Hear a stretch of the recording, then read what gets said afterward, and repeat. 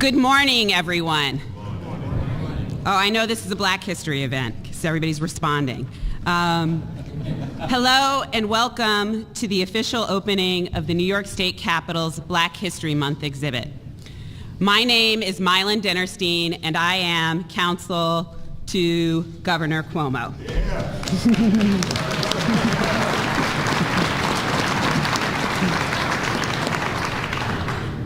Before I begin, I'd like to briefly review our program and acknowledge a couple of important individuals.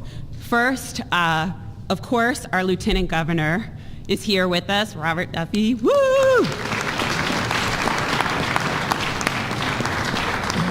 And I also want to thank Dr. Robert L. Harris, who's also here with us, Jr., from Cornell University, woo! For your help and assistance in making this exhibit possible. After my very, very brief remarks, Governor Cuomo will be speaking, and he will be followed by Governor Patterson and then Chairman Carl McCall. So, as many of you know, the recent restorations that have transformed our state capitol have made it a living museum. Under Governor Cuomo's leadership, New Yorkers have been invited into the halls of their government and given unprecedented access to the artifacts that tell the story of our great state, New York State. Now, we've gone one step further. In honor of Black History Month, Governor Cuomo has once again shown his commitment to bringing our history to life and to commemorating the New Yorkers who have helped shape our state and make it so wonderful. The exhibit we are unveiling today celebrates the tremendous contributions of African American New Yorkers from centuries ago to present day. Visitors to the Capitol will now have the opportunity to gain a better understanding of the African American experience in our state and an opportunity to learn about the achievements of fellow New Yorkers. Through this exhibit, you will see the inspiring stories of strength, vision, and perseverance, the very qualities that have come to define what it means to be a New Yorker. It is now my pleasure to recognize some very, very distinguished guests joining us, who each have a significant connection to the exhibit. With us today is former Governor David Patterson.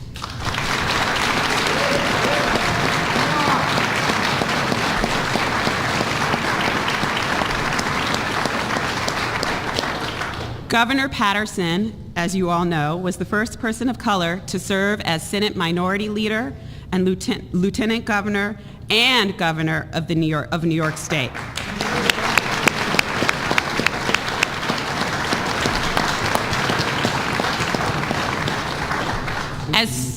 As chief executive, he realized that our state had chronic fiscal problems that had to be addressed for us to move forward, and his foresight helped to put our state on a more stable financial ground today. We are also joined by Carl McCall, the chairman of SUNY Board of Trustees.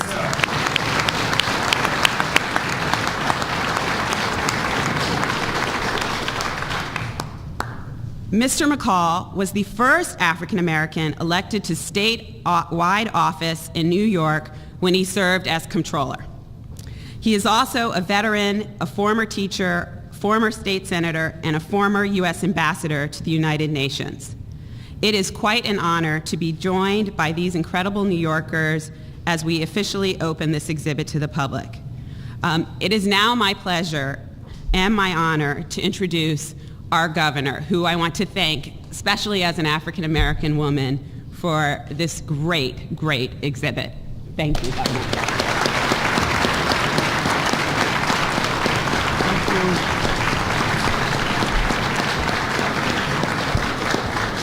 Thank you very much, and good morning to all of you. And Mylan Dennerstein, isn't she great? Give her a round of applause. She's been a great counsel. I'd also like to acknowledge my colleagues from the legislature who are here and thank them very much for coming down. And we have Senator Sampson who's here. Let's give him a round of applause.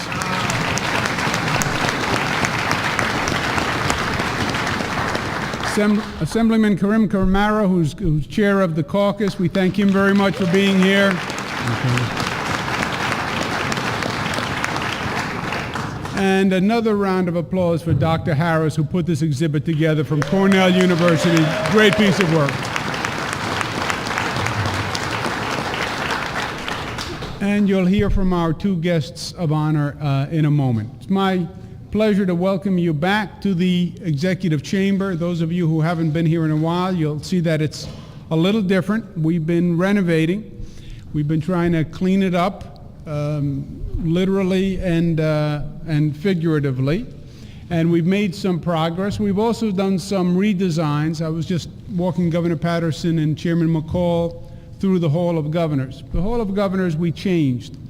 It was existed that way for many, many years, and we had a lot of school kids who came up, and we wanted to see if we couldn't make it more instructive and more interesting, as Mylan was mentioning. And rather than it be a Hall of Governors, we really turned it into a history of New York. And there's a timeline that goes around the hallway that says what was happening in New York, what was happening in the nation.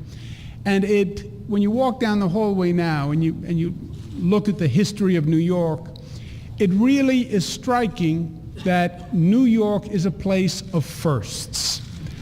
All the great progressive firsts were birthed in this state. You know, whether it's the women's movement at Seneca Falls or the workers' rights movement after the Triangle Factory fire, or the environmental movement after Storm King, or the LGBT movement after Stonewall. All the great progressive movements happened here. There's something about this state. There's something about the energy of New Yorkers, that we have been the progressive capital of this nation. It starts here.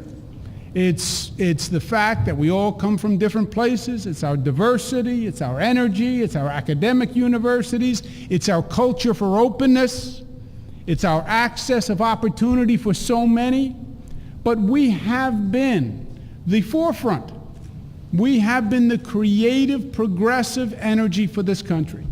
And the African American community has been the heart of that progressive movement.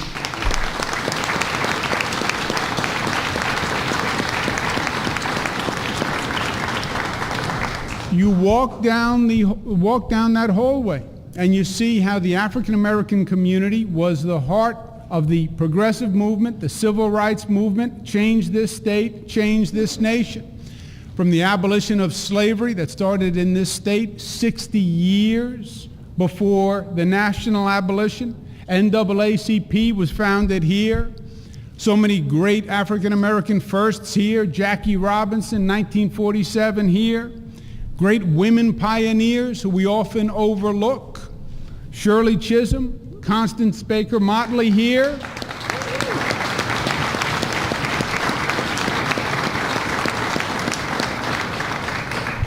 And this exhibition puts an exclamation point in all of that. An important point, the struggle continues. The struggle continues, and we write history every day. And this legislature, today, and the issues you're dealing with will be on that wall because you're writing history every day. And that progressive movement is not over. It is a movement in progress. It's a fight that we fight every day. And we have two men who are with us today who are on that wall of history. And I just showed Governor Patterson and Chairman McCall on the wall where their place in history, literally, that hundreds of people come to see, and their name is on the wall, and that is really something special. Carl McCall, Chairman McCall, has had a lifetime of firsts. First African American elected to statewide office, Carl McCall.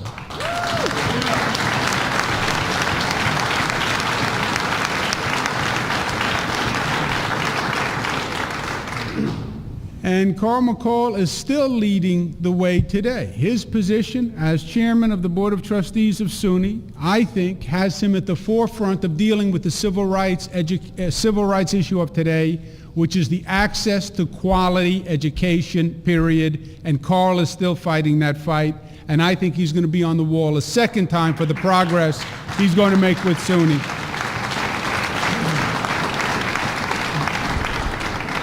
But first, we're going to hear from Governor David Paterson. Now, Governor David Paterson has a place on the wall, and Governor David Paterson, who's got a great mind for specific information, he set 3 records, David Paterson. He first set the record as the highest-ranking African American when he was Senate leader before John Sampson. He was the pioneer for John Sampson. You remember that, John. I'm sure David will remind you, but just if he doesn't, you remember that. That was the first record. He then broke that record when he became lieutenant governor and became the highest-ranking African American. He then broke that record when he became governor of the state of New York, first African American in history. A triple record holder. Let's give a big, warm welcome to our friend, Governor David Paterson. Triple record holder.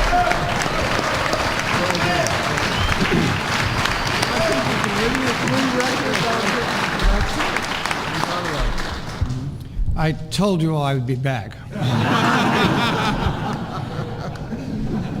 The month of February will be adorned with a number of events that will celebrate the struggles and the achievements of aspiring African American men and women. But this particular event is very special and very unique because the location of this ceremony here with the artistic culture and the austere confines of this capital demonstrate not just the celebration of history, but also the making of history. And through a very, very deep and long recession, and in spite of the backdrop of huge budget deficits, the current governor, Andrew Cuomo, who has always felt the need to make sure that there was equal opportunity for everyone from his days as Secretary of HUD, in the private sector, as Attorney General, and even when he worked here in the governor's office years ago. He was always an advocate for equal opportunities in education and for job creation, and now as governor, he is implementing it. He had a lot to do, along with his father, with the passage of Article 15A of the executive law that gave opportunities to qualified minority and women-owned businesses. But that effort was allowed to fall and devolve into such an abyss that just a few years ago, New York ranked 46th among the rest of the states in giving procurement opportunities to African Americans, 40th for Hispanics, and 50th, the last state in the union to give opportunities in procurement or banking or insurance of the sales of securities and bonds to women. And this administration under Andrew Cuomo has sent a different message to people all around the country. And that is, if you are a qualified African American or Asian, Hispanic, or a women-owned business, you should be in New York because this state will outperform all the rest of the states in terms of giving opportunity, and giving that opportunity because of the content of people's character and their ability to generate revenues rather than anything else.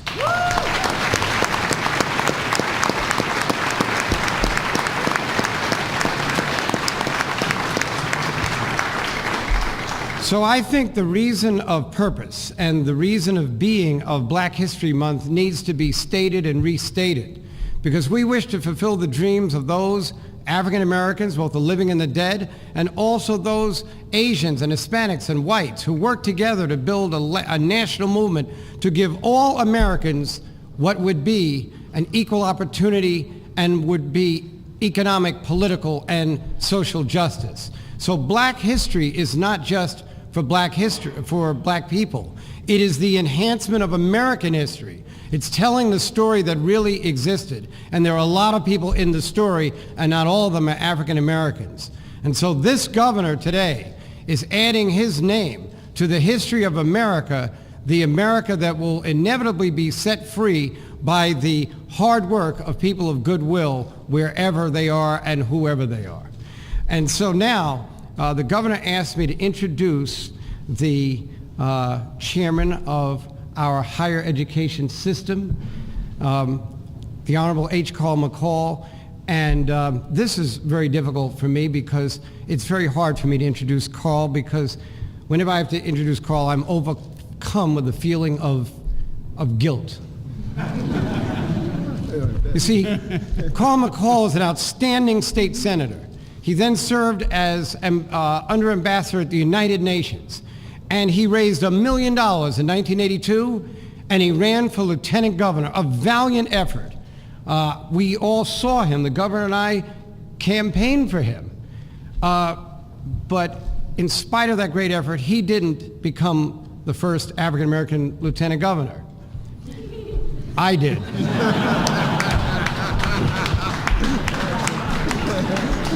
You know how I did it? I answered the phone. Carl ran a very tough primary. I didn't even have a primary.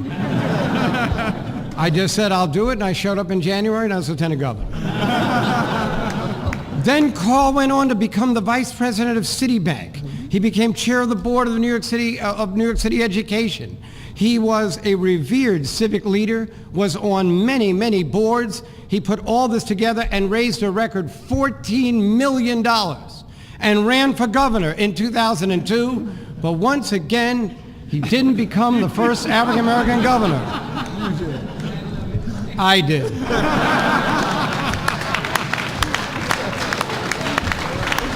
And you want to know how I did it? I answered the phone again. Didn't spend a dime. So this is why it is so difficult. Every Black History event, Mylan, we always say we're standing on the shoulders of giants. I'm standing on the head of a giant. So I would now like to introduce this giant, the Honorable H. Carl McCall.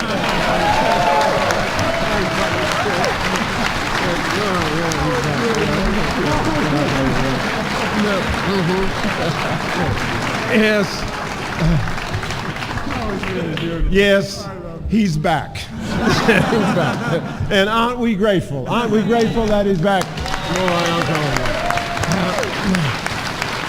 Yes, everything David said is true. I wake up every morning and regret it, but it's all true. He said it. But aren't we lucky? Aren't we lucky to have had David, to have been the beneficiaries of his leadership, of his dedication, and of his great intellect and his wit. We are really fortunate that we had all of that. It's good to be here, and I hope you've seen this exhibit. This exhibit is really wonderful. It really talks about people who contributed to make New York what it is. And I mentioned to Mylan earlier that after it stays here for a while, why not let it travel? Let's bring it to Harlem, Bill Perkins. Let's bring it to Buffalo. Yeah, let's bring it around the state. Let people, particularly our young people, see this, because it is an inspiration. When they see this, they say, well, if these folks did it, I can do it too. And we need to send that message. I'm so pleased to be here, and I'm particularly pleased that I have the opportunity to have a new title and a new responsibility, thanks to our governor. Andrew Cuomo asked me to chair the board of the State University, and he did this because, like me and like many of you, he realizes the importance of education, the importance of giving to the young people in this state an opportunity to have a first-class education, to develop the discipline, the talent, and the skills so they too can make the kind of contribution that the people whose pictures are here. So I want to thank the governor for the appointment and his support. Every day we hear from the governor, we hear from his staff. He really supports what we are trying to do, because our job today is not just to educate the young people who come to the state university, but our challenge today is to deal with all of the young people who get out of our schools and come to the university unprepared for college studies. The pipeline is leaking. Our young people are coming here not prepared, and we are spending vast resources retraining the people who have not made it through our educational system. But the governor stands with us every day in trying to make that effort. So this is important. But what is important now, all of you need to join us to educate the next generation so that they can make the kind of contributions that the people who are listed here today on the walls, the kind of contribution they made to make New York a great state. So thank you for all being here. God bless you all.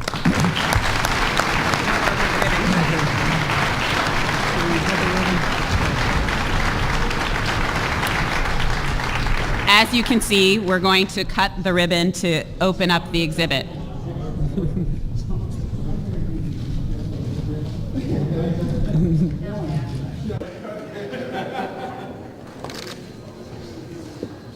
On three, Tim. Okay. 1, 2, 3.